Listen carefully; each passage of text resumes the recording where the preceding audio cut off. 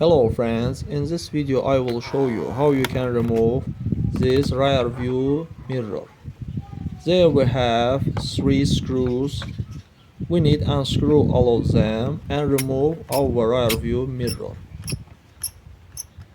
Friends, but before starting the video, subscribe to our channel, put like and don't forget to put a bell so as not miss new video on the channel.